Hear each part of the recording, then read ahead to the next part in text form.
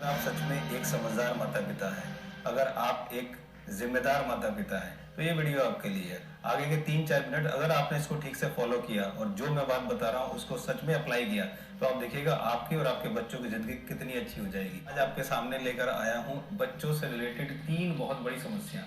और अगर हमने इस समस्या को, अभी हमारा देश इस समस्या को सीरियस नहीं ले रहा, हालांकि समस्या बहुत सालों से है, लेकिन अभी तक हम सीरियस नहीं है। हालांकि बहुत सारे दुष्परिणाम, बहुत सारे बैड रिजल्ट्स हमारे सामने आ रहे हैं, लेकिन फिर भी अभी हम लोग कुछ करने को तैयार नहीं है। तो पहली समस्या जो हमारे सामने है, पेरेंट्स के सामने बच्चों के प्रति, वो सबसे बड़ी समस्या है बच्चों का आजकल स्ट्रेस और फ्रस्ट्रेशन होना। आजकल के बच्चे बहुत स्ट्रेस और बहुत फ्रस्ट्रेटेड हैं। और दूसरी हमारी बहुत बड़ी समस्या है बच्चों के प्रति, वो ये है बच्चों का प्रोफेशन और करियर के बारे में हम बहुत परेशान है। हर माता पिता परेशान है। और तीसरी समस्या है वो ये है कि आज के ज़माने में, आज के टाइम में बच्चों से पेरेंट्स के रिलेशन बहुत अच्छे नहीं है। और हर जगह दोनों के रिलेशन में बहुत बड़ी बड़ी समस्या है। बच्चों को माता पिता को बात समझ में नहीं आता, माता पिता को बच्चों का समझ में नहीं आता। हर जगह स्ट्रेस, फ्रस्ट्रेशन, हर जगह। बिल्कुल। आज ये तीनों समस्याओं का समाधान मेरे पास है, और जो मैं आपको बता रहा हूँ अगर आपने फॉलो किया तो रियली आप देखना कितने जबरदस्त रिजल्ट होंगे, ये मेरा दावा है। दोस्तों, अगर आज के टाइम में अगर आपका बच्चा पढ़ता नहीं है, अगर आपका बच्चा ज्यादा नंबर नहीं लाता है, तो आप अपने बच्चे को ऐसे ट्रीट करते हैं माता पिता जैसे वो बच्चा ना हो एक आतंकवादी हो गया। उसको मारते हैं, पीटते हैं, डांटते हैं, टोकते हैं, पता नहीं क्या क्या करते हैं। आपको लगता है कि ये एक सही सोल्यूशन है? आपको ये जानकर बहुत ही हैरानी होगी कि आज इंडिया की, अगर मैं इंडिया की बात करता हूँ, मैं कहीं बाहर की बात नहीं करता, इंडिया की बात करता हूँ, इंडिया में हर साल 12 से 13 हजार बच्चे एक पढ़ाई के स्ट्रेस की वजह से आत्महत्या कर रहे हैं। बिल्कुल सही। क्या आप जानते हैं कि हमारे देश में जो पेरेंट्स हैं वो सबसे ज्यादा एजुकेशन पे खर्च करते हैं? और आप जानते हैं कि 70 से 75% बच्चे अपने सब्जेक्ट, अपने स्ट्रीम, अपना प्रोफेशन, अपनी फैमिली और अपने दोस्तों के हिसाब से चूज करते हैं। आपको ये जान के और भी हैरानी होगी कि हमारे देश में 85% जो लोग हैं वो 35 से 40 साल की उम्र में जाके उन्हें लगता है कि वो गलत प्रोफेशन में आ गए। 35 से 40 साल की उम्र में। तो बताइए, जब इतने सारे लोग 35 से 40 साल की उम्र में जाके उन्हें लगता है कि हम गलत प्रोफेशन में आ गए, तो आखिर एक बच्चा कैसे सेलेक्ट कर सकता है कि मैं किस प्रोफेशन में जाऊं? तो ये जिम्मेदारी एक पेरेंट्स की है जिसको ये निभानी चाहिए। आप ये भी बहुत अच्छी तरह जानते हैं कि आज के माँ बाप अपने बच्चे पर इतना पैसा लगाते हैं। एक बच्चा नर्सरी से लेकर 22-23 साल, जब तक वो ग्रेजुएशन, नर्सरी से लेकर ग्रेजुएशन, पोस्ट ग्रेजुएशन, MBA और जो भी प्रोफेशनल कोर्सेज करता है, 22 से 25 साल लगाने के बाद, 30 से 40 लाख रुपए खर्च होने के बाद, ये सारा जोड़ लीजिए, नर्सरी से लेकर और ग्रेजुएशन और पोस्ट ग्रेजुएशन, तो इतने साल लगाने के बाद और इतना करने के बाद भी उसको ये गारंटी नहीं मिलती कि उसको 10,000 की भी एक जॉब लग जाएगी। इज इट राइट और रॉन्ग? बिल्कुल। अगर हम 4 व्हीलर खरीदते हैं तो खरीदने के बाद हम उसको चलाना सीखते हैं कि कैसे उसको ऑपरेट किया जाए। अगर हम टीवी खरीदते हैं, अगर हम मोबाइल खरीदते हैं, अगर हम AC खरीदते हैं, अगर हम फ्रिज खरीदते हैं, इस खरीदने के साथ एक मैनुअल आता है। सबसे पहले हम एक मैनुअल पढ़ते हैं। एक हम ओवन खरीद के लाते हैं, ओवन को सबसे पहले मैनुअली पढ़ के हम उसको ऑपरेट करते हैं। लेकिन क्या हमने ये सोचा है कि क्या हमने अपने बच्चे के बारे में कभी जानने की कोशिश करी कि आखिर हमारा बच्चा कैसे ऑपरेट होगा?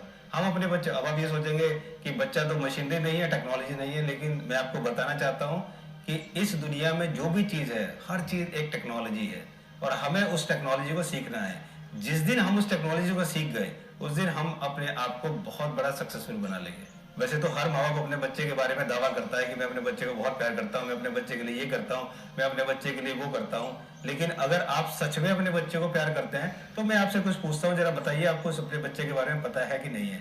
क्या आप जानते हैं कि आपके बच्चे को स्ट्रेस और फ्रस्ट्रेशन क्यों होता है? नहीं पता।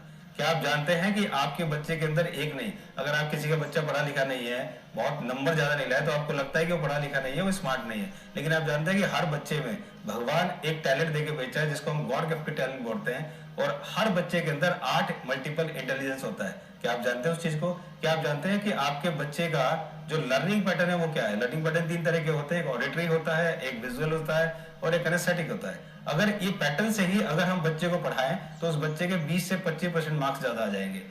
इंडिया के अंदर 20 से 30% बच्चे ऐसे हैं कि अगर उनको ट्यूशन न लगाया जाए तो वो ज्यादा नंबर लाएंगे, क्योंकि किनेस्थेटिक होते हैं, उन्हें खुद पढ़ना पड़ता है, लेकिन हम ट्यूशन लगा के उनके नंबर और कम आते हैं। ऐसी बहुत सारी समस्याएं हैं जो बच्चों को होती हैं। हमें ये नहीं पता अपने बच्चे के बारे में, उसकी स्ट्रेंथ क्या है, उसकी वीकनेस क्या है। हम सिर्फ एक काम जानते हैं कि जैसे ही पूरी दुनिया कर रही है वैसे ही हम बच्चे को धकेलना शुरू कर देते हैं, चाहे उस बच्चे का कितना बुरा हाल हो। ये हम बिल्कुल नहीं सोचते, ना ही हम कुछ सोचना चाहते, ना ही हम कुछ करना चाहते। दोस्तों, क्या हमने कभी ये सोचा है कि एक ही क्लास, एक ही टीचर, एक ही पैटर्न, एक तरह की बुक, एक तरह का माहौल, उसी एज के बच्चे, और इसके बावजूद भी उस क्लास में कई बच्चे एक्सीलेंट होते हैं, कई बच्चे एवरेज होते हैं, कई बच्चे पुअर होते हैं। ऐसा क्यों होता है? क्या आपने कभी सोचा है? जबकि सब चीज सेम है। हमने कभी ये नहीं सोचा कि आखिर हमारे बच्चे को इतना स्ट्रेस और इतना फ्रस्ट्रेशन क्यों होता है। हमने कभी ये नहीं सोचा कि आखिर हमारा बच्चा इस चीज से क्यों मन चुरा रहा है, क्यों जी चुराता है, क्यों पढ़ाई में उसका मन नहीं लगता। क्या आपने कभी सोचा है? नहीं सोचा। दोस्तों, मैं आपको कुछ के नाम बताता हूँ जिन्होंने बहुत ज़्यादा पढ़ाई नहीं करी, लेकिन अपने आप में वो सुपरस्टार है और अपने आप में वो बहुत ऊंची पोजीशन पर है।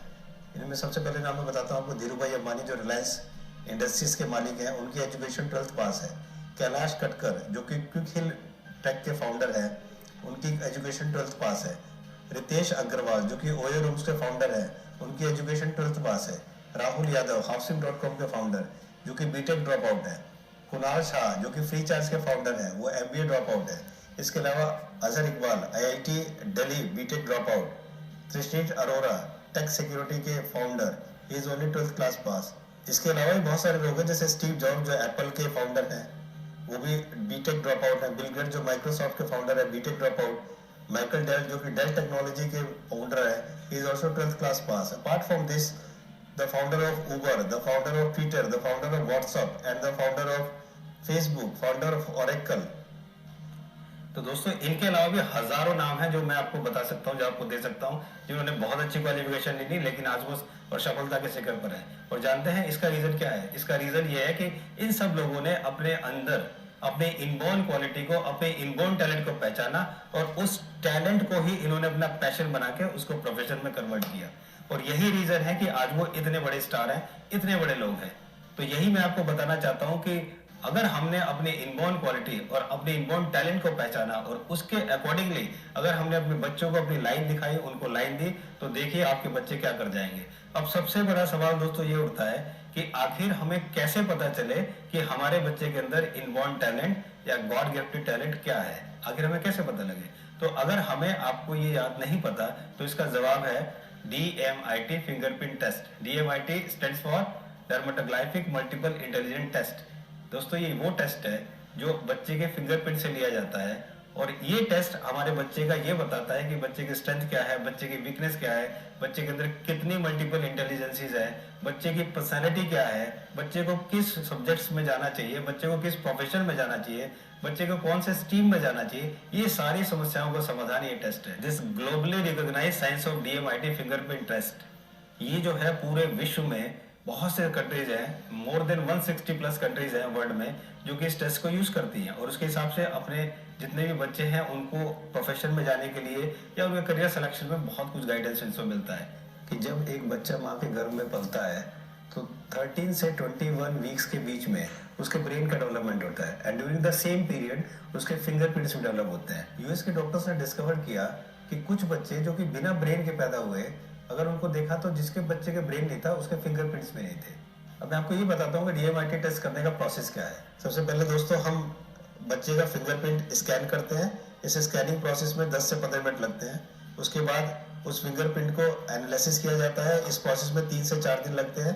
एनालिसिस करने के बाद एक बच्चे की 45 पेज की रिपोर्ट जनरेट होती है। रिपोर्ट जनरेशन के बाद हम बच्चे के उसकी पेरेंट के साथ काउंसलिंग करते हैं। ये इसका प्रोसेस है। तो दोस्तों, अगर आप अपने बच्चे का DMIT टेस्ट कराना चाहते हैं, एक स्ट्रेस फ्री और एक जॉयफुल और हैप्पीली लाइफ देना चाहते हैं, तो आप नीचे लिखे नंबर पर डायल करें और अपना अपॉइंटमेंट आज ही बुक कराएं। दोस्तों, सब्सक्राइब करें ताकि आपको हमारे सारे वीडियोस